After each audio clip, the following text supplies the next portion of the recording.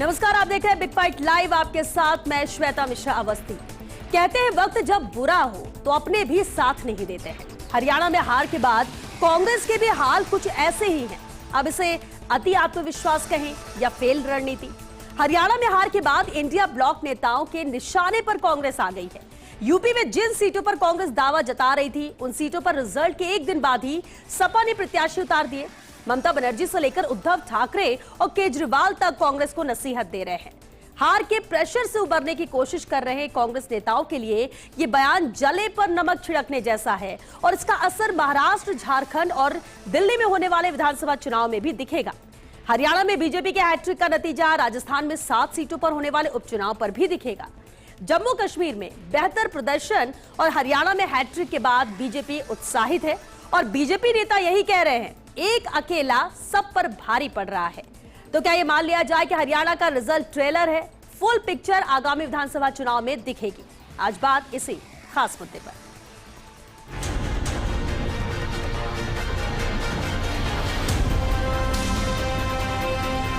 Samajwadi party Haryana में एक seat मांग रही थी, वो भी कांग्रेस ने नहीं दी, लेकिन भाजपा को पूरा प्रदेश दे दिया।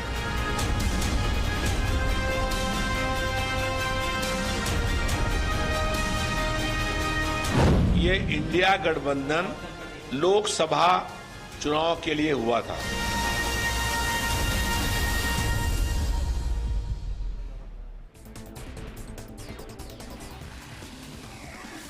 और चलिए इस खास मुद्दे पर चर्चा के लिए खास मेहमान हमारे साथ जुड़ चुके हैं। सबसे पहले उनसे रूबरू करा देते हैं आपको। हमारे साथ आशीष चतुर्वेदी जी है, बीजेपी प्रवक्ता है। स्वागत है आशीष जी आपका। हमारे साथ चर्चा में शामिल हुए यशवर्धन सिंह जी, कांग्रेस प्रवक्ता है। यशवर्धन जी आपका भी बहुत स्वागत है। और साथ ही राजनीतिक विश्लेषक एसपी मित्तल जी भी जुड़ गए हैं। एसपी मित्तल जी आपका भी बहुत स्वागत है।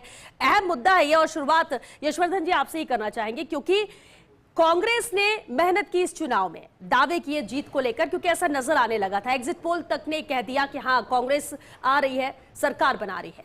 लेकिन जब परिणाम आए तो कांग्रेस ने जो सोच रखा था उसके उलट आए। ये सब भी ठीक है क्योंकि ये सब जनता के हाथ में था।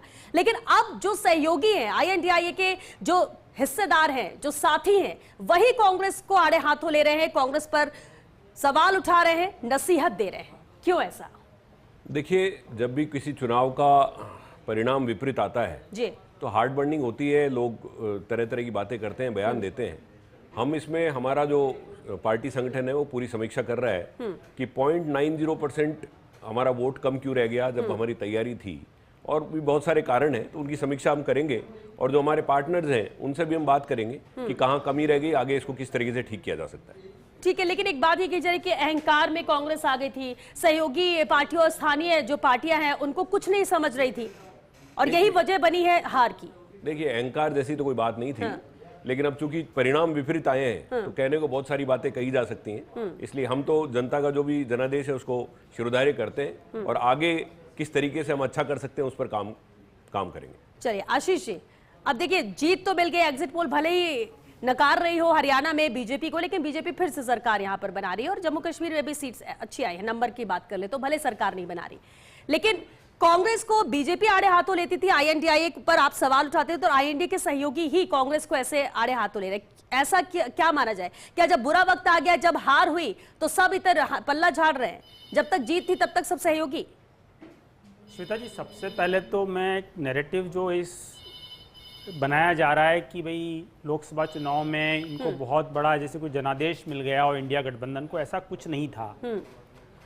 लोकसभा चुनाव में भी इतिहास रचा गया और हरियाणा की विधानसभा चुनाव में भी इतिहास रचा गया। दोनों जगह लोकसभा चुनाव में नरेंद्र मोदी जी के नेतृत्व में हमने तीसरी बार लगातार जनादेश मिला हमको, हमने सरकार बनाई और ऐसा बहुत लंबे समय बाद हुआ है। उसी तरह से हरियाणा में भी देखें तो 50-52 साल के बाद ऐसा कोई सरकार है जो कि तीसरी बार सरकार बनाई गई है। देखिए, जहां तक इंडिया गठबंधन की बात है, ये जो इंडिया गठबंधन है इसमें विवाद शुरू से रहे हैं। जब जिन्होंने इसको बनाया नीतीश कुमार जी, वो चुनाव के पहले इनको छोड़ करके चले गए। ये गठबंधन बहुत ही सीमित राज्यों में था। श्वेता जी, अगर हम बात करें तो बंगाल में ये गठबंधन नहीं था, पंजाब में ये गठबंधन नहीं था, दिल्ली में इन्होंने किया, गुजरात में किया, उत्तर प्रदेश में किया। श्वेता जी, हो क्या रहा है कि कांग्रेस के साथ एक प्रॉब्लम ये है कि उसका संगठनात्मक ढांचा पूरी तरह से चरमरा चुका है और कांग्रेस पूरे इंडी गठबंधन में एक कमज़ोर कड़ी है। मैं आपका ध्यान 2021 में जो बिहार चुनाव में वहाँ ले जाना चाहता हूँ। वहाँ पे भी इनका एक गठबंधन था, उस टाइम यूपीए था, और कांग्रेस की जो सक्सेस रेट है वो सबसे ख़राब थी कि कांग्रेस वहाँ पे 70 करीब सीटों पे लड़ी, जो भी जितनी भी सीटों पे लगी उसका सक्सेस रेट लेस देन 30% था। तो आप मान के चलिए धीरे धीरे जो सहयोगी हैं, चाहे समाजवादी पार्टी हो, चाहे आरजेडी हो, चाहे जेएमएम हो, चाहे आम आदमी पार्टी हो, सबको ये समझ में आ जाएगा कि कांग्रेस के साथ जाने में बहुत नुकसान है। दूसरी चर्चा, अब आपने जब अपने ओपनिंग रिमार्क किया तो आपने पूछा कि क्या इसका जो परिणाम है उसका रिजल्ट क्या राजस्थान की राजनीति में पड़ेगा, उपचुनाव पे भी। निश्चित रूप से देखिए, हरियाणा हमारा जो है पड़ोसी राज्य है और जिस तरह से कांग्रेस द्वारा एक नैरेटिव सेट करा जा रहा था कि किसान, जवान, पहलवान को लेकर के, और तीनों को ही कांग्रेस ने लगातार निराश किया है। चाहे किसानों की बात कर लें, चाहे हम उसमें भारतीय जनता पार्टी ने जो काम किया उसकी बात कर लें, चाहे एमएसपी में वृद्धि दर की बात कर लें, जवानों के लिए कांग्रेस ने कुछ नहीं किया है। चाहे वन रैंक वन पेंशन का जो मुद्दा था, जो लंबे अरसों से चल रहा था, उसको भारतीय जनता पार्टी की सरकार ने सुलझाया है। और पहलवानों में भी जो प्रदर्शन, रिकॉर्ड प्रदर्शन किया है, उसमें भारतीय जनता पार्टी की जो खेल नीति, उसका एक बहुत बड़ा योगदान है कि हमने किस तरह से खेलों को बढ़ावा दिया है। नहीं तो श्वेता जी, जब हम बच्चे थे तो हम देखते थे कि इंडिया को एक भी मेडल प्राप्त ही नहीं होता था ओलंपिक में, 0-0-0। चाहे हम सियोल की बात कर लें, चाहे बार्सिलोना की बात कर लें, चाहे अटलांटा की बात कर लें, कोई मेडल मिलता नहीं था। तो निश्चित रूप से इसका प्रभाव राजस्थान की राजनीति में पड़ेगा। और राजस्थान को लेकर मैं बार बार कहता हूं कि ये कांग्रेस तो 7 में से 3 सीटों पर तो मुकाबले में ही नहीं है, और हम 7 की 7 सीटें जीतेंगे। जिस तरह से राजस्थान में हरियाणा के परिणामों के बाद हौसले बीजेपी के और बुलंद होंगे ही उपचुनाव को लेकर भी, क्योंकि 6 राज्यों के 28 सीटों पर ये उपचुनाव होने, सिर्फ राजस्थान की ही 7 सीटें इसमें शामिल नहीं है, बल्कि 28 सीटें हैं। एसपी मित्तल जी का रुख कर लेते, राजनीतिक विश्लेषक। एसपी मित्तल जी, आपका एनालिसिस क्या कहता है? देखिए, जब तक चुनाव थे एग्जिट पोल से और अब परिणाम है, तस्वीर साफ हो चुकी है, लेकिन सवाल उठ रहा है INDI गठबंधन को लेकर। सहयोगी साथ की बात करते हैं और अब हर किसी के बयान उलट है कांग्रेस को लेकर। सब कांग्रेस से पल्ला झाड़ते नजर आ रहे हैं। क्या वजह है इसकी? सिर्फ हरियाणा के परिणाम, या फिर वाकई में अंदरूनी तौर पर सब कुछ ठीक ठाक पहले से नहीं था और अब ये सामने आ रहा है? देखिए श्वेता, जो हरियाणा का चुनाव रहा उसमें कांग्रेस में भी अंतर्विरोध रहा। मैं इंडिया गठबंधन की बात नहीं कर रहा, मैं कांग्रेस के अंतर्विरोध की बात कर रहा हूं। जिस तरीके से कुमारी शैलजा के बयान उन्हीं दौरान आए, चुनाव प्रचार के दौरान आए, शुरू के सप्ताह पर तो वो क्या नाम से प्रचार के लिए भी नहीं निकली। तो कांग्रेस का जो अंतर्विरोध था, मुझे लगता है हरियाणा में शुरू से ही था और उसी का खामियाजा उठाना पड़ा। एक छोटा सा उदाहरण है कि जो 48 सीटें भारतीय जनता पार्टी को मिली हैं, उसमें से 5 सीटें ऐसी हैं जहां पर मार्जिन बहुत कम रहा है। और मार्जिन क्या रहा है कि जो आम आदमी पार्टी को जो वोट मिले उससे भी कम वोट से क्या नाम से भारतीय जनता पार्टी का उम्मीदवार वहां पे जीता है। ऐसी स्थिति के अंदर यदि मान लो उपचुनाव से पहले कांग्रेस और क्या नाम से आम आदमी पार्टी का गठबंधन हो जाता तो मुझे लगता है कि शायद हरियाणा चुनाव की तस्वीर दूसरी होती। लेकिन स्वाभाविक है कि क्या नाम से हरियाणा के अंदर एक तरफा जो कांग्रेस हाईकमान है उसने भूपेंद्र सिंह हुड्डा पे भरोसा किया, और हुड्डा ने जो कहा, यहां तक कि कहा गया कि 90 में से क्या नाम से 60 टिकट जो है वो हुड्डा ने बांटे। मुझे लगता है उन सबका खामियाजा कांग्रेस को उठाना पड़ा है। अब चूंकि वहां कांग्रेस की हार हो गई है, तो ऐसी स्थिति में जो सहयोगी दल है, इंडिया गठबंधन के दल है, वो क्या नाम से बराबर लगातार हमले कर रहे हैं। और वो इसलिए कर रहे हैं कि जैसे महाराष्ट्र में चुनाव होना है, झारखंड में चुनाव होना है, राजस्थान में उपचुनाव होना है, और उत्तर प्रदेश में जैसे उपचुनाव होना है, आज वहां समाजवादी पार्टी ने एक तरफा अपने उम्मीदवारों की घोषणा कर दी। तो कांग्रेस जो है उसके बारे में अब ये कहा जाने लगा, ये परसेप्शन बनता जा रहा है कि कांग्रेस जो है परजीवी पार्टी है, जो क्षेत्रीय दलों के क्या नाम से निर्भर होकर फिर अपनी क्या नाम से रणनीति बनाती है। लेकिन अब क्षेत्रीय दल भी लगातार ये कह रहे हैं कि हम क्या नाम से कांग्रेस को उतना महत्व नहीं देंगे जितना हरियाणा चुनाव से पहले दिया जा रहा था। इसमें कोई दो राय नहीं है। लेकिन फिर भी मेरा ये कहना है कि चूंकि देखिए चुनाव होता है, चाहे वो भारतीय जनता पार्टी हो, उसको अपनी रणनीति से चुनाव लड़ना पड़ेगा। और हमको राजस्थान के संदर्भ में ये समझना होगा कि जो 7 विधानसभा के उपचुनाव होने हैं, वहां पे 6 पर क्या नाम से कांग्रेस या उनके सहयोगी दल क्या नाम से उनके पास सीट है, सिर्फ 1 सीट भारतीय जनता पार्टी के पास है। ऐसी स्थिति के अंदर अब जब राजस्थान के अंदर कांग्रेस की सरकार, भाजपा की सरकार को 9 महीने से ज्यादा हो गए, तो मैं कुछ मुद्दे गिनाना चाहता हूं श्वेता, जो यहाँ पर सरकार को तत्काल उनसे निर्णय लेना चाहिए। एक जो मुद्दा है, लगातार सरकार ये कह रही है कि एसआई भर्ती परीक्षा, देखिए पूरे युवाओं का इससे जुड़ा हुआ मामला है। एसआई भर्ती के मामले में सरकार को जो निर्णय लेना है, सरकार ने मंत्रिमंडलीय उप कमेटी बना दी है, सरकार को जो निर्णय लेना है तत्काल ले। ऐसे जमीन आवंटन के मामले में कहा गया कि जो कांग्रेस की सरकार की पिछली है उसके 6 महीने की समीक्षा की जाएगी, उस पर निर्णय लेना चाहिए। ऐसे ही जो नए जिले आपने गठित किए हैं, उस पर आप लगातार कह रहे हैं कि हम समीक्षा करें। मेरा यह मानना है कि ये सारे मुद्दे हैं, ये भारतीय जनता पार्टी को इनको सुलझाना चाहिए, जो भी निर्णय लेना चाहिए। इसके साथ ही राजस्थान लोक सेवा आयोग का मैं जरूर श्वेता यहाँ उल्लेख करना चाहूंगा कि राजस्थान लोक सेवा आयोग के अध्यक्ष का पद अभी भी रिक्त पड़ा हुआ है। सरकार को ये चाहिए कि ऐसे निर्णय ले, ताकि ये लगे कि जो सरकार जो कामकाज कर रही है उससे ही वोट लें। खाली ऐसा नहीं है कि आप हरियाणा में चुनाव जीत गए तो आप राजस्थान के उपचुनाव। बिल्कुल ओवर कॉन्फिडेंस नहीं होना। आप ये कह रहे कि ओवर कॉन्फिडेंस नहीं होना है कि हरियाणा में जीत गया तो इसका असर होगा राजस्थान के 7 सीटों पर। उपचुनाव में 1 सीट पहले से बीजेपी के पास है, तो यानी हमारे पास गेन करने के लिए ही ज्यादा है, लूज करने के लिए कुछ नहीं है। एक कमेंट इस पर आशीष जी से ले लेते हैं। आशीष जी, अहम है क्योंकि ठीक है हरियाणा जीत कर आ गए हैं, राजस्थान की 7 अहम सीटें हैं, कांग्रेस को लेकर चलिए सहयोगी भी कटाक्ष कर रहे हैं, लेकिन ये सब कुछ तय करती जनता है। जनता की मनोस्थिति क्या है, जनता किसके साथ जाना चाहती है, और ऐसे में 7 सीटें भी महत्वपूर्ण होगी। लेकिन इसके साथ साथ सरकार को लेकर जो कुछ फैसलों की उम्मीद की जा रही है, इंतजार है, वो क्या अभी उपचुनाव के पहले हो पाएंगे? देखिए श्वेता जी, हरियाणा में जो जीत हुई है उससे राजस्थान में जो भारतीय जनता पार्टी कार्यकर्ता है उसमें एक उत्साह और ऊर्जा का संचार हुआ है, लेकिन भारतीय जनता पार्टी किसी भी ओवर कॉन्फिडेंस में नहीं है। और जो फैक्ट आप द्वारा बार बार बताया जाता है, फैक्ट है कि 7 सीटें हैं, उनमें से 6 सीटें हमारे पास नहीं, हमारे पास 1 सीटें हैं, और हम निश्चित रूप से 7 की 7 सीटों पर मजबूती से लड़ेंगे और जीतेंगे। जहां तक आपने बात फैसलों की कही, तो जब से राजस्थान में 10 माह पहले भजन लाल जी के नेतृत्व में भारतीय जनता पार्टी की सरकार बनी है, हमने दूरगामी फैसले लिए हैं। मैं एक फैसले की बात करता हूं, चाहे ईआरसीपी और यमुना जल विवाद की बात करता हूं। इस चुनाव का जो हरियाणा में चुनाव है उसका इससे संबंध है। कांग्रेस ने वहां अपने मैनिफेस्टो में लिखा कि अगर हमारी सरकार बनती है हरियाणा में तो हम ये जो राजस्थान के साथ समझौता हुआ है इसको हम रद्द करेंगे। और कांग्रेस के प्रवक्ता यशवर्धन जी भी झुंझुनू से ही आते हैं, तो झुंझुनू की जनता के बीच में ये किस मुंह से जाएंगे कि भाई ये कांग्रेस किस मुंह से वोट मांगेगी? मुझे बताइए आप कि जिस समझौते की पिछले कई दशकों से राजस्थान को प्रतीक्षा थी और जो हमने किए, इनकी सरकार ने पिछले 5 साल में जो अशोक गहलोत जी सरकार रही, राजस्थान में बिजली उत्पादन के लिए कोई काम नहीं किया। 1 मेगावाट भी इन्होंने बिजली नहीं बनाई। हमारी जो सरकार बनी श्वेता जी, ठीक है श्वेता जी, ठीक है आशीष जी, दावे आप रोकिए, लेकिन मैं इनको बिल्कुल उसी बात का जवाब दे देता हूँ। जिस यमुना जल समझौते की बात कर रहे हैं उसमें 2017 से मैं हाईकोर्ट में लिटिगेंट हूँ। मेरी पीआईएल चल रही है। मेरी पीआईएल के कारण पहले वसुंधरा जी को 20,000 करोड़ रुपए की डीपीआर बनाकर केंद्रीय जल आयोग को भेजनी पड़ी। फिर यहां सरकार बदल गई, केंद्रीय जल आयोग ने आपत्ति दर्ज की। गहलोत सरकार ने 2021 में 31,000 करोड़ रुपए की डीपीआर बनाकर भेज दी। भाजपा के सांसद जो उस वक्त थे नरेंद्र जी खींचड़, उन्होंने लोकसभा में कहा कि राजस्थान की सरकार 31,000 करोड़ की डीपीआर बनाकर भेज चुकी है, आप उसको अप्रूव क्यों नहीं कर रहे हो? 3 साल तक केंद्र सरकार दबाकर बैठा रहा उस डीपीआर को। आशीष जी मुझे बोलने दीजिए, मुझे बोलने दीजिए, ये बहुत गलत आदत आप लोगों की। 3 साल तक केंद्रीय जल आयोग केंद्र सरकार की शह पर उस डीपीआर को दबाकर बैठा रहा। उनको जिले को पानी नहीं पिलाना था, केवल राजनीति करनी थी। 17 फरवरी 2024 को जो ही भाजपा सरकार बनती है, 1-2 पन्नों का एमओयू किया जाता है हरियाणा सरकार के साथ।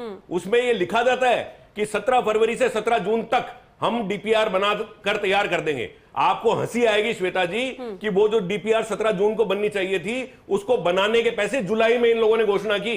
1 महीने बाद पूरी जनता हंस रही है। इनको केवल लोकसभा चुनाव लड़ना था उस मुद्दे पर, लेकिन जनता इनकी चालाकी को, इनके झूठ को पकड़ गई और इनको वोट नहीं दिए। उस बात का फ्रस्ट्रेशन है। दूसरी बात, अगर उपचुनाव की हम बात करें, किसी को किसी तरह का वहम और घमंड नहीं होना चाहिए। वसुंधरा जी 163 सीटें जीती थी, 80% सीटें जीती थी, और वसुंधरा जी के कार्यकाल में जितने उपचुनाव हुए, छोड़कर एक उपचुनाव को बाकी सारे के सारे हार गए। अभी ये भजनलाल सरकार बनने के तुरंत बाद में जो चुनाव हुआ उसमें ये हारे, उसके बाद में भजनलाल जी ने सब जगह भाषण दिए कि 25 की 25 लोकसभा 5 लाख वोटों से जीतेंगे। एक जगह तो तीसरे नंबर पर आए, दूसरी जगह बाकी सब जगह 11 चुनाव कांग्रेस ने जीते। इसलिए राजस्थान की जनता राजस्थान के मुद्दों पर चुनाव लड़ेगी और यहां के मुद्दों पर वोट देगी। ठीक है यशवर्धन जी, बिल्कुल। और इसलिए कांग्रेस के लिए प्लस था लोकसभा चुनाव, जो कि उम्मीद कांग्रेस तो कर रही थी जीत के दावे को, लेकिन 25 सीटों के बाद बीजेपी कर रही थी। लेकिन अब ठीक है, सहयोगियों की बात हो रही है। एक सवाल ये भी कि अगर सब सहयोगी, अखिलेश यादव की बात कर ले, ममता बनर्जी ने जो कहा या उद्धव ठाकरे जो कह रहे हैं, क्या ये गठबंधन आगे भी जारी रहेगा? क्या इस पर कांग्रेस कोई बातचीत कर रही है या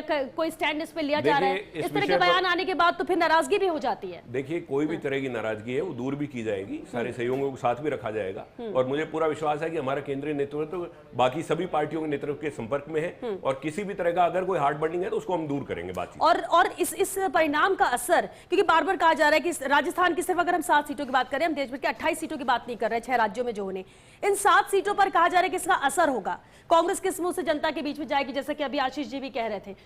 क्या कोई असर हरियाणा के परिणाम का आपको लगता है होगा, या राजस्थान की जनता एक अलग मानस बनाकर चल रही है, लोकसभा में साथ आई है तो अब उपचुनाव में भी साथ देगी? देखिए, असर तो निश्चित रूप से ये होगा कि कांग्रेस किसी भी तरह के ओवर कॉन्फिडेंस में नहीं रहेगी, अपनी पूरी मजबूत तैयारी करेगी और राजस्थान की जनता राजस्थान के मुद्दों पर वोट देगी। हम स्थानीय मुद्दे, जो हमारे मुद्दे हैं, उन पर चुनाव लड़ेंगे और आप ये देखिएगा कि सातों की सातों सीट हम बहुत मजबूती से लड़ेंगे और जीतेंगे। ठीक है, लेकिन उसका सबसे अहम आधार क्या रहेगा? अगर चुनाव जीतते तो एक अलग बात रहती है जनता के बीच। अहम आधार मैं बता देता हूं। पिछले 10 महीने में जो भजनलाल सरकार की गवर्नेंस है, जिसमें इनके खुद के विधायक कह रहे हैं कि मंत्री टांग पर टांग धरे रहते हैं, हमारा काम नहीं करते, इनके खुद के एक मंत्री इस्तीफा दिए बैठे हैं, कैबिनेट की बैठकों में भी जा रहे हैं, वो मुख्यमंत्री जी के फैसलों का विरोध कर रहे हैं। इनके खुद के प्रदेश प्रवक्ता कहते हैं कि इस कथित तुम्हारी राष्ट्रवाद की चाशनी को चाटे क्या, जब कार्यकर्ताओं का काम नहीं हो रहे, फ्रंट पेज न्यूज बन रही है, इनके कार्यकर्ता दुखी हैं, परेशान हैं। ये आप जो इनकी तरफ से बयान आ रहे हैं, आपका आधार वही रहेगा कि जब जनता, आधार इनकी गवर्नमेंट का फेलियर है, पूरी तरह फेल हो चुकी है गवर्नमेंट। ठीक है, राजनीतिक विशेषज्ञ के हमारे साथ लगातार बने हैं एसपी मित्तल जी, अभी आप भी कह रहे थे कि कुछ अहम फैसले हैं, मुद्दे हैं जिसको लेकर फैसला सरकार को करना चाहिए, क्योंकि 9-10 महीने का कार्यकाल बीत चुका है, उपचुनाव भी सामने है। क्या वाकई में इसका असर, या अगर फैसले लिए जाते हैं नहीं, क्योंकि अभी जिस तरह से यशवर्धन जी भी कह रहे हैं कि आधार जनता के बीच जाने का फेलियर है मौजूदा सरकार का, फेलियर के तौर पर देखा जा रहा है। हालांकि दूसरी तरफ फैसले भी अहम लिए गए, लेकिन क्या जनता पर ये असर करेंगे? क्योंकि फैसले पहले भी लिए गए लेकिन लोकसभा में साथ नहीं आई जनता, क्या उपचुनाव में आएगी? देखिए सुधा, इसमें कोई दो राय नहीं है कि जो पिछले 10 महीनों का जो कार्यकाल है भाजपा की सरकार का, वो अपनी जगह है और कह रहा हूं मुख्यमंत्री ने इस बात की पूरी कोशिश की है कि वो जनता को ज्यादा से ज्यादा राहत प्रदान कर सके, चाहे वो क्या नाम से ERCP का मामला हो, जमुना जल का मामला हो, सारी चीजें। लेकिन मेरा ये कहना है कि जहां तक कांग्रेस की स्थिति है कि कांग्रेस को देखना पड़ेगा कि क्या आप राष्ट्रीय संदर्भ की बात छोड़ दीजिए, चाहे वो समाजवादी पार्टी की हो या NCP की बात हो या दूसरी है, मैं राजस्थान के संदर्भ में बात करता हूं। क्या कांग्रेस ने यह निर्णय लिया अभी कि भारत आदिवासी पार्टी और जो हनुमान बेनीवाल की RLP पार्टी है उसके साथ क्या नाम से कोई समझौता होगा, क्या कोई सीटों का वहां पर आदान प्रदान होगा? ये सबसे बड़ा महत्वपूर्ण बात है। अभी हरियाणा के चुनाव के बाद में देखिए श्वेता कि ये दोनों दल, चाहे वो भारत आदिवासी पार्टी हो चाहे वो हनुमान बेनीवाल हो, पहले ही 1-1 सीट की मांग कर रहे थे, लेकिन अब ये 2-2, 3-3 सीट की मांग कर रहे हैं। तो कांग्रेस क्या ऐसी स्थिति के अंदर कोई इनसे कोई बड़ा समझौता करेगी? और इसमें कोई दो राय नहीं कि हरियाणा चुनाव के बाद में ये दोनों पार्टियां जो राजस्थान के अंदर दखल रखती हैं, उनकी बार्गेनिंग पावर बढ़ गई है। लेकिन एक ओवरऑल जवाब इस पर भी मैं चाहूंगी मित्तल साहब, क्योंकि जैसा कि हमारा टाइटल ये कि एक अकेला सब पर भारी, प्रधानमंत्री नरेंद्र मोदी के लिए, क्योंकि बहुत सारी बातें कही गई, एग्जिट पोल सब कुछ, लेकिन इसका परिणाम एक तरफा है। ऐसे में कॉन्फिडेंस बीजेपी का ऑब्वियस है कि हाई होगा, लेकिन क्या वाकई में आपको लगता है कि हरियाणा को सिर्फ ट्रेलर के तौर पर देखा जाए और पूरी पिक्चर अभी बाकी है? क्योंकि अहम राज्य है जहां पर अभी आगामी वक्त में कुछ महीनों में ही विधानसभा चुनाव भी होने हैं, 28 सीटें हैं जहां पर उपचुनाव होने हैं, रिफ्लेक्शन होगा। देखिए सुधा, इसमें सुधा कोई दो राय नहीं है कि क्या नाम से प्रधानमंत्री नरेंद्र मोदी का भी क्या नाम से उत्साह है, बहुत हाई है। जिस तरीके से कल उन्होंने दिल्ली के कांग्रेस में भाजपा के मुख्यालय में भाषण दिया और आज उन्होंने महाराष्ट्र में जो भाषण दिया, उन्होंने उन्होंने जो महत्वपूर्ण बात कही वो एक पूरे राष्ट्रीय संदर्भ में उन्होंने कहा कि जो कांग्रेस है वो मुसलमानों का इस्तेमाल करती है, जबकि भारतीय जनता पार्टी मुसलमानों के समर्थन, जबकि भारतीय जनता पार्टी मुसलमानों की समस्याओं का समाधान करती है। मुझे लगता है कि ये एक बहुत बड़ा मामला है जिससे कहा जाता है कि क्या नाम से जो मुसलमान है वो कांग्रेस के साथ रहते हैं या क्षेत्रीय दलों के साथ रहते हैं, लेकिन आज भाजपा का स्टैंड जो है वो प्रधानमंत्री ने स्पष्ट किया है कि नहीं, हम मुसलमानों की समस्याओं का समाधान भी करते हैं और मुसलमानों को भी ये समझाने की कोशिश की है कि आज जो क्या नाम से जो दल है, जो राजनीतिक दल है, चाहे वो क्षेत्रीय दल हो चाहे वो कांग्रेस है, जो उनका इस्तेमाल करते हैं उनसे सावधान रहे। ठीक है, क्योंकि वक्त भी खत्म हो रही है, कमेंट जरूर चाहेंगे। आशीष जी, 7 की 7 सीटें बीजेपी जीतेगी, क्यों लगता है ऐसे? क्योंकि 6 सीटें तो पहले भी नहीं मिली। श्वेता जी, मैंने कहा पिछले 10 महीने में जो सरकार बनी है और जो सरकार ने दूरगामी फैसले लिए हैं, चाहे पानी को लेकर के लिया हो, चाहे बिजली को लेकर के जो हमने 2,24,000 करोड़ के MOU किए हैं, चाहे हमने जो 40,000 तो भर्तियां कर दी। राजस्थान के इतिहास में आज तक ऐसा नहीं हुआ कि कैबिनेट ने 90,000 भर्तियों की घोषणा किसी एक दिन में की हो। आप जरा चेक कीजिए, तो हम 90,000 घोषणा की है। राजस्थान की जो जनता है वो सर्वाधिक प्रताड़ित थी राजस्थान में, पेपर लीक से, साइबर क्राइम से, उसके बाद आपके गैंगस्टर से। यानी आधार ये सरकार का 10 महीने का कार्यकाल और फैसले हैं जिसके आधार पर आपको लगता है कि 7 सीटें निश्चित रूप से। ईश्वर जी फाइनल। जी श्वेता जी, बिल्कुल जो आशीष जी ने बताया वही हमारा आधार है। इस सरकार का 10 महीने का जो फेलियर है, पूरा तरह पॉलिसी पैरालिसिस है, इनके कार्यकर्ताओं की नाराजगी है, कोई काम नहीं हो रहा है, काम रोक दिए गए हैं, योजनाएं रोक दी गई हैं। उन सारे मुद्दों को लेकर हम जनता के बीच जाएंगे। चलिए, क्योंकि वक्त खत्म हो चुका है, बहुत शुक्रिया आप सभी का इस चर्चा में शामिल होने के लिए। देखिए, कांग्रेस ने मजबूती के साथ चुनाव लड़ा, लेकिन हरियाणा में हार के बाद सहयोगी भी छिटक गए, बटे बटे से नजर आ रहे हैं। INDI गठबंधन जिसकी मजबूती की बात की जाती है, वही सहयोगी प्रहार कर रहे हैं कांग्रेस पर। सवाल यह भी उठता है क्या इसका असर उपचुनाव पर होगा, क्योंकि उसमें राजस्थान की 7 अहम सीटें भी शामिल हैं। दावे अपनी अपनी जगह है, लेकिन जिस गठबंधन की बात की जा रही थी, जिस मजबूती के साथ एक होने की बात की जा रही थी, कम से कम अब वो नजर नहीं आता। और यही वजह है कि उपचुनाव में भी अपने अपने हिसाब से लोग सीट के बंटवारे कर रहे हैं, लेकिन कांग्रेस को कोई उतना भाव नहीं दे रहा है और कहना भी है कि हम क्यों सुनेंगे, अब हम अपने हिसाब से फैसले लेंगे। तो क्या ये गठबंधन टूटेगा, खत्म होगा, और क्या आने वाले वक्त में सब अलग अलग अपने हिसाब, अपनी मजबूती से ही चुनाव लड़ते आएंगे, और क्या इसका असर राजस्थान की भी 7 सीटों पर पड़ेगा? और क्या बीजेपी जिस तरह से जीत के बाद कॉन्फिडेंस हो गई है, 7 सीटों को लेकर दावे कर रही है, क्या वो पूरे हो पाएंगे? क्योंकि तय तो सब जनता को करना है, लेकिन देखना होगा कि जब अपनों से हार होती है तो फिर हार ही मिलती है। तो क्या उस मजबूती या वैसी स्थिति से कांग्रेस उबर पाएगी? ये बेहद अहम सवाल है। चलिए, इसी के साथ बिग फाइट लाइव में आज के लिए बस इतना है। नमस्कार।